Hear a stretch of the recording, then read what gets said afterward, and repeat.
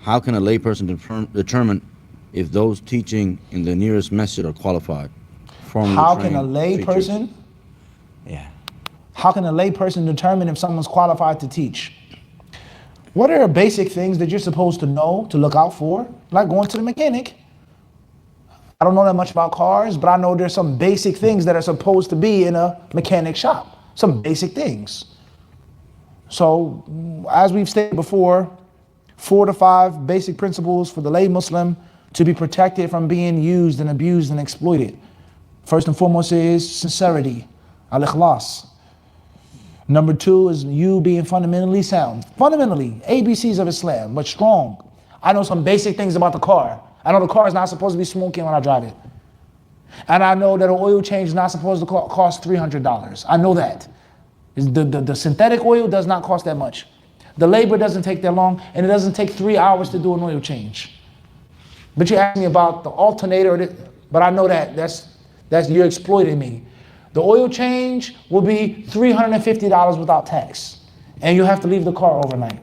You got an electric car. See how people get misled? Do you see that? So the moral of the story is, I'm not a student of knowledge, but I know the basics of Islam well, and I'm confident in the basics of Islam.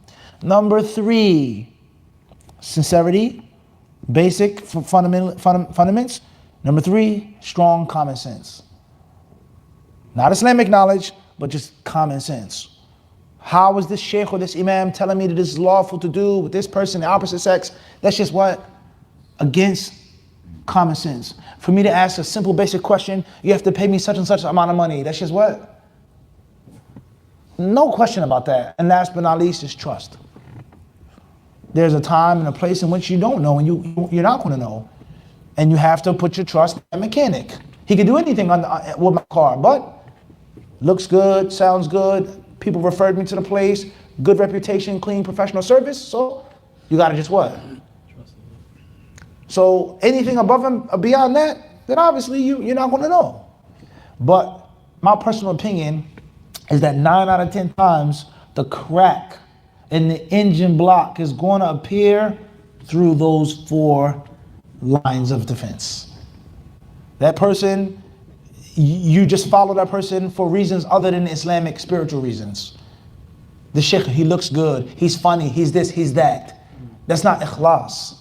I'm studying with you, I'm benefiting from you because I feel that you can give me benefit. Not because I like who you are, you're cool, you're this, you're that.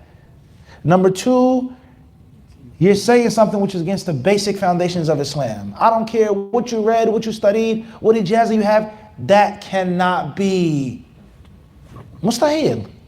Thirdly, that's common sense. Look how you behave, how you conduct yourself. Scholar is not supposed to what?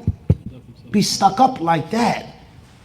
Or, let's go deeper than Abu Mav, the different personalities that we have online. You're supposed to be the imam of the masjid.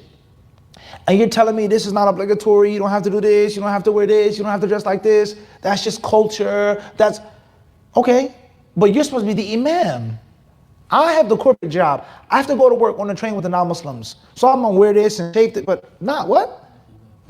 You're supposed to be the strongest spiritual person in the whole building. But nothing is mandatory. Everything is a difference of opinion. Nothing is from the Quran. Everything is culturally based. That's going against what? Common sense. You're the imam or the sheikh or the scholar or the doctor. You are not promoting spirituality.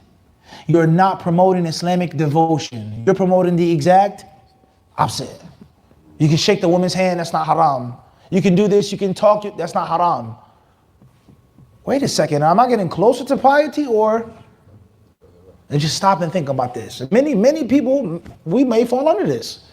You're not pushing people closer to Allah. So your common sense thingy is supposed to what? It's supposed to go off.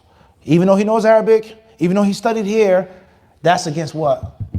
Common sense. Islam is supposed to make you better, more pious, not a secular, Islam is on the side type of thing.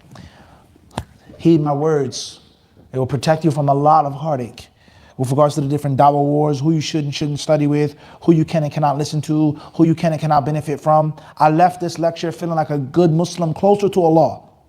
I left this conference learning some beneficial facts. Versus I left this lecture with the license, if ala wala haraj. Do whatever you want to do. Ishkaliya. It's a big, huge problem. Or I left this lecture hating Muslims, talking about Muslims. He's a deviant, he's a this, he's a that. May Allah help us all. Wallahu a'lam. Khair inshallah.